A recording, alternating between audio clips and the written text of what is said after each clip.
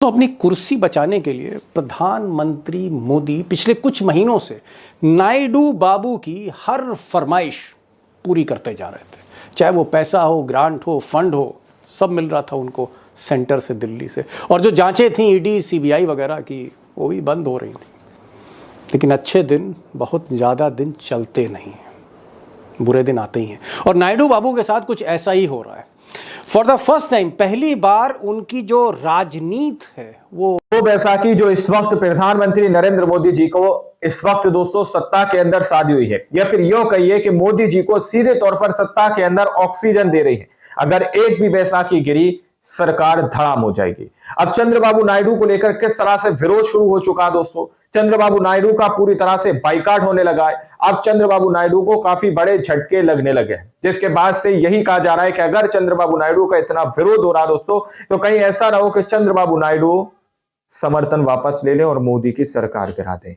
तो किस तरह से आंध्र प्रदेश के अंदर की तस्वीरें सामने निकल के आ रही हैं, जिसके बाद से भाजपा को भी काफी टेंशन बढ़ चुकी है दोस्तों। हमारे साथ वरिष्ठ पत्रकार मौजूद है दीपक शर्मा, आप उनकी इस रिपोर्ट को देखिए। नमस्कार, मैं दीपक शर्मा और मेरे यूट्यूब मंच पर आपका स्वागत है। दोस्तों, अपनी कुर्सी बचाने के लिए प्रधानमंत्री मोदी पिछले कुछ महीनों से नायडू बाबू की हर फरमाइश पूरी करते जा रहे थे। चाहे वो पैसा हो, ग्रांट हो, फंड हो, सब मिल रहा था उनको सेंटर से, दिल्ली से। और जो जांचें थी ईडी सीबीआई वगैरह की, वो भी बंद हो रही थी। लेकिन अच्छे दिन बहुत ज़्यादा दिन चलते नहीं हैं, बुरे दिन आते ही हैं। और नायडू बाबू अच्छे दिन आए तो बुरे दिन भी आएंगे। फॉर द फर्स्ट टाइम, पहली बार उनकी जो राजनीति है वो संकट में, नायडू बाबू की। जैसे मिसाल के तौर पर मुस्लिम संगठन ने पहली बार, फर्स्ट टाइम, नायडू बाबू की इफ्तार पार्टी का बॉयकॉट कर दिया। समथिंग जो नायडू बाबू कभी सोच नहीं सकते थे। एक बड़ा वोट बैंक हिल गया उनका आंध्र प्रदेश में। और आज तो गजब ही हो गया। आज एक बहुत इंपॉर्टेंट बैठक थी दक्षिण भारत के मुख्यमंत्रियों की। हालांकि पंजाब और बाकी स्टेट्स के भी कुछ मुख्यमंत्री बुलाए थे। तमिलनाडु में स्टैलिन जो वहाँ के चीफ मिनिस्टर हैं, सारे मुख्यमंत्री, उप मुख्यमंत्री, हर नेता, चाहे वो कर्नाटक का हो, केरल का हो, तेलंगाना का हो, आंध्र प्रदेश का, सब पहुंचे, क्योंकि मामला दक्षिण भारत का था। नायडू बाबू नहीं गए। और आज की बैठक में उनकी जो एब्सेंस थी, उनकी जो गैर मौजूदगी थी, उसने दक्षिण भारत में नायडू बाबू का चेहरा एक्सपोज कर दिया। फॉर द फर्स्ट टाइम बेनकाब हो गए हैं नायडू बाबू। अब दोस्तों, सच्चाई यह है कि ना सिर्फ आंध्र प्रदेश के मुस्लिम वोट बैंक में, मुसलमानों के बीच में, बल्कि समूचे दक्षिण भारत में नायडू बाबू धीरे धीरे खलनायक बनते जा रहे हैं, विलेन बनते जा रहे हैं। और मोदी जी ने जिस तरह उनका हाथ पकड़कर खींचा है, उससे नायडू बाबू की बदनामी अब कुछ ज़्यादा ही हो रही है।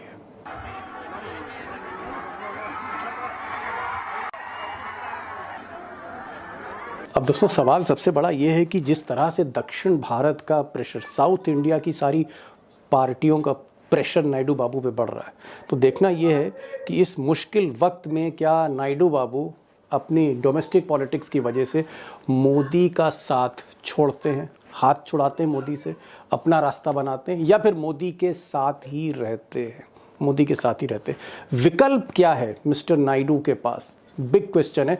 और आज एक ऐसे चश्मदीद को मैं लाया हूं जो 1978 से नायडू बाबू को जानते हैं। नायडू बाबू के पास जब कार नहीं थी, मोटरसाइकिल नहीं थी, ऑटो से चलते थे। आज ये हकीकत आपको एक चश्मदीद बताएगा।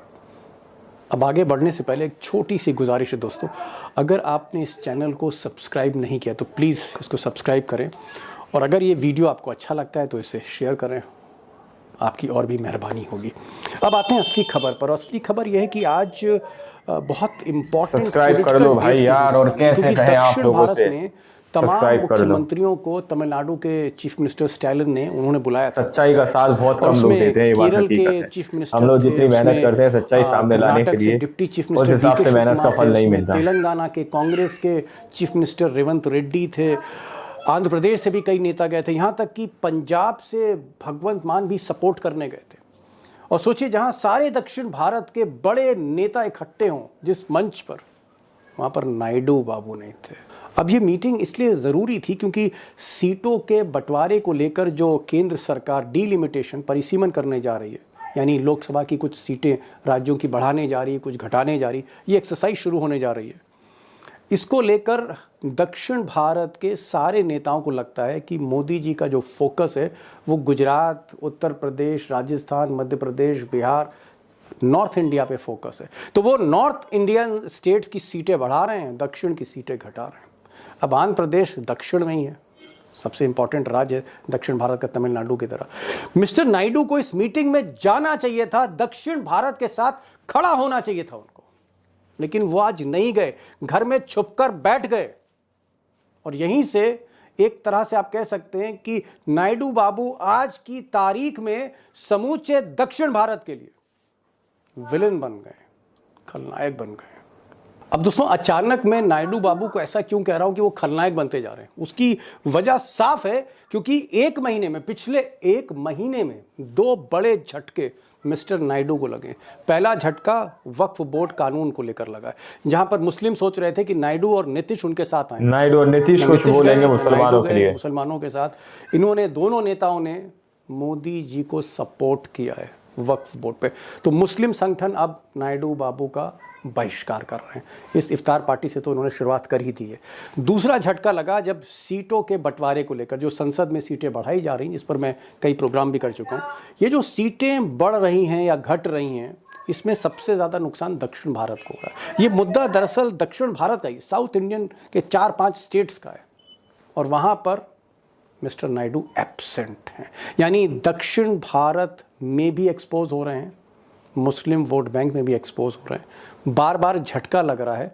और नायडू बाबू की जो खुद की जो ज़मीनी सियासत है वो कमज़ोर होती जा रही है।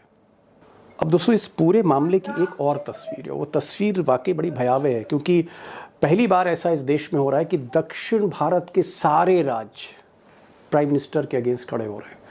South India versus prime minister, ये सीधा सीधा एक समीकरण बनता चला जा रहा है, जहाँ चाहे कर्नाटक हो, केरल हो, तेलंगाना हो, आंध्र प्रदेश हो, तमिलनाडु, सब के सब मोदी और शाह के मुखालिफ होते जा रहे हैं। और अगर ये हालात बिगड़े, अगर इसमें कोई कंप्रोमाइज नहीं निकलता है, तो सबसे ज़्यादा नुकसान मिस्टर नायडू बाबू को उठाना पड़ेगा, क्योंकि उन्हीं के वोट बैंक में सेंध लग रही। अब सवाल इस बात का है कि नायडू बाबू आने वाले दिनों में क्या करने जा रहे हैं। क्या वो दक्षिण भारत के साथ खड़े होंगे?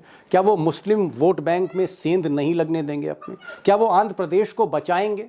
क्या वो अपनी ज़मीनी सियासत को बचाते हैं और मोदी का साथ छोड़ देते हैं, या फिर मजबूरी में मोदी जी के साथ खड़े रहेंगे?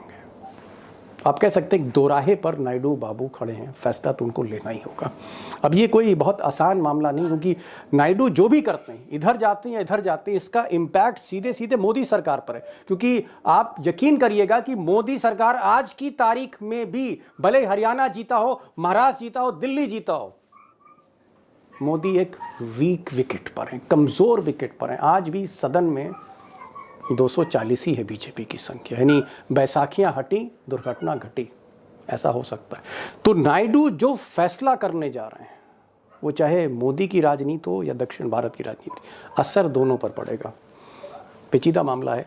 और आज मैंने एक ऐसे गेस्ट को बुलाया है कि आप उनको सुनेंगे तो आपकी तबीयत खुश हो जाएगी। मोहन गुरुस्वामी हैं, प्रधानमंत्री के किसी टाइम पे इकोनॉमिक एडवाइज़र हुआ करते थे, और इसके अलावा पॉलिटिकल कमेंटेटर हैं। सबसे बड़ी बात यह है कि जिस नायडू बाबू की आज हम बात कर रहे हैं, ये अथॉरिटी पर 1978 से मिस्टर मोहन गुरुस्वामी नायडू बाबू को जानते थे, जब वो ऑटो रिक्शा से चलते थे, तब से जानते हैं। बाद में नायडू बाबू कैसे मोटरसाइकिल पर आए, कार पर आए, मुख्यमंत्री की गाड़ी पर आए और हवाई जहाज़ से उड़ने लगे, और आज उनकी हैसियत क्या है। और उनके चारों तरफ अडानी और मुकेश अंबानी और अनिल अंबानी और तमाम उद्योगपतियों का कैसा घेरा बनता चला जा रहा है, और कैसे नायडू बाबू ने अपने ही ससुर की पीठ में छुरा भोंक दिया था। फितरत क्या है नायडू बाबू की, मोहन गुरुस्वामी से बेहतर और कौन बता पाएगा। तो मोहन गुरुस्वामी साथ होंगे, दक्षिण भारत के हैं लेकिन हिंदी बोलते हैं, थोड़ा सा गौर से सुनेंगे सब कुछ समझ में आएगा। हमारे साथ राव साहब भी हैं, हैदराबाद से जुड़े हैं, वो भी नायडू बाबू को जानते हैं। और मैंने ज़रा एक सवाल नीतीश कुमार पे पूछ लिया कि भाई, अगर खरबूजे को देखकर खरबूजा रंग बदलता है, तो ऐसा तो नहीं है कि अगर नायडू बाबू इधर उधर होते हैं तो नीतीश कुमार भी इधर उधर हो जाएं? क्योंकि सुन रहे हैं लालू यादव भी एक इफ्तारी पार्टी में फिर से नीतीश कुमार को बुला रहे हैं। तो थोड़ी सी बातचीत मैंने गुफ्तगू अभिषेक के साथ भी की है, सुनिए और एक नई तस्वीर समझने की कोशिश करिए देश की राजनीति की। मोहन साहब, मैं सियासत पर आ रहा हूं, मैं नायडू बाबू पे भी आ रहा हूं कि नायडू बाबू मोदी के साथ जाएंगे या दक्षिण भारत के साथ आएंगे, उस पर तो मैं सवाल करूंगा, लेकिन आप इतने सीनियर हैं सर, मैं सिर्फ एक चीज ये पूछना चाह रहा था और मैं उम्मीद करता हूं आप जरूर जवाब देंगे। ये बताइए, आप नायडू बाबू को कब से जानते हैं? चंद्रबाबु नायडू को मैंने पहली बार 1978 में मिला। 78? Oh my God. 78 में जब ये एमएलए चुन के आए थे ओके, कुप्पम डिस्ट्रिक्ट से। ओके, और वो इंदिरा गांधी कांग्रेस का जो फैक्शन था उसके एमएलए बने। और उस जमाने में जब चन्ना रेड्डी सब नए एमएलए को मिलना चाह रहे थे तो ग्रीनलैंड गेस्ट हाउस में रिसेप्शन हुआ। चन्ना रेड्डी जी के साथ अच्छी जान पहचान थी मेरी, तो मुझे भी बुलाया गया। तो उस वक्त नायडू साहब आए थे, ऑटो रिक्शा में आए। किसमें? ऑटो रिक्शा में। ऑटो? अरे सर क्या बात कर रहे हैं, नायडू साहब तो सबसे मोहन साहब, मोहन सर आपकी बात पे मुझे विश्वास नहीं हो रहा है। नहीं, गेट पे रोक दिया गया।